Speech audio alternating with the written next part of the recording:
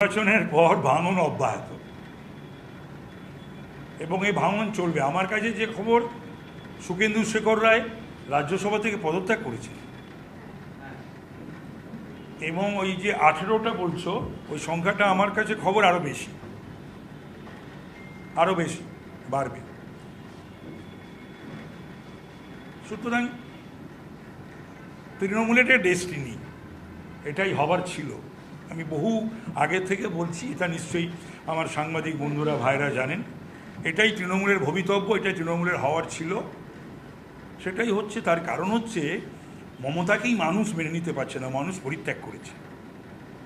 MLA এমপিরা মমতাকেই মেনে নিতে পারছে না, সেখানে অভিষেককে কী করে মেনে নেবে? ওই ডেপো ছেলেটাকে, সে নাকি লিডার পার্লামেন্টের। তো সুতরাং যার সেলফ রেসপেক্ট রয়েছে বা ডিগনিটি বোধ রয়েছে, তার পক্ষে মেনে নেওয়া সম্ভব নয়। তারপরে নাকি মমতা ব্যানার্জি মিটিংয়ে বলছেন অফিসে গেলে উঠে দাঁড়াও, স্ট্যান্ডিং ওভেশন দাও। এটা জানি না, এটা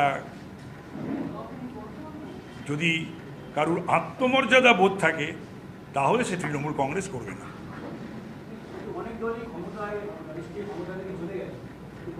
সেগুলো দল ছিল আশাবুল, সেগুলো দল ছিল, এটা তো দল নয়, এটা অদ্ভুত একটা। আগে ছিল একজন, এখন দুজন হয়েছে কয়েক বছর।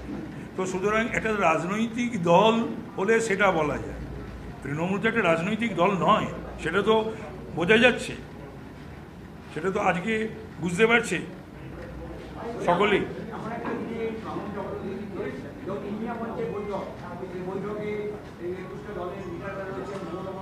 সে তো এখানে কাউন্সিলরদের ডাকছে, যাচ্ছে না, এমএলএদের ডাকছে, যাচ্ছে না। সে কাউন্সিলররা যাচ্ছে না, সেটা আমাদের জানিয়ে দিচ্ছে, আমরা কিন্তু গেলাম না।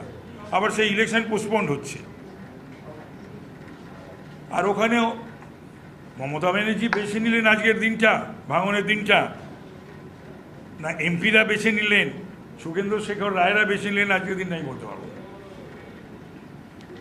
আমাদের কোনো অনুপ্রেরণা নেই। আমাদের কেন অনুপ্রেরণা? কেউ যদি তৃণমূল করতে না চায়, তাহলে পরে কি বিজেপির দায়িত্ব নিতে হবে যে না ভাই তোমরা তৃণমূলের এমএলএ থাকো, কাউন্সিলর থাকো, রাজ্যসভায় থাকো, লোকসভায় থাকো, এই দায়িত্বটা তাহলে বলো আমরা নিই।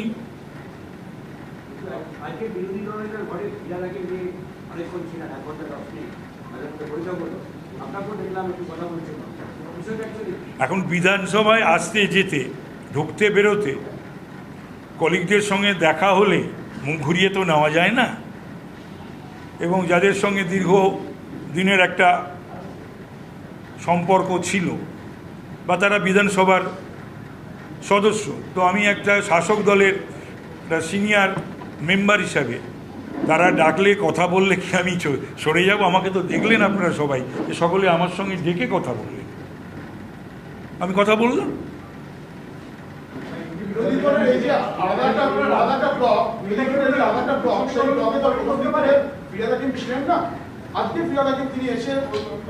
সেটাই জানি না, সেটা আমি জানি না কটা ব্লক না ব্লক, সেটা ওরা বলতে পারবে। তবে এটা ঘটনা আমরা জানি, ওদের সকলেই তো বিরোধী যারা আছে, আদার দ্যান আস, আমরা ছাড়া আর যারাই আছে তারাই তো বিরোধী দলের সদস্য। ওই সকল বিরোধীদের তো আমাদের সময় দিতে হবে, টাইম দিতে হবে বলার জন্য। এবং দল যত তাড়াতাড়ি উঠে যায় তত মঙ্গল, গণতন্ত্রের মঙ্গল, সমাজের মঙ্গল, পশ্চিমবাংলার মঙ্গল, দেশের মঙ্গল।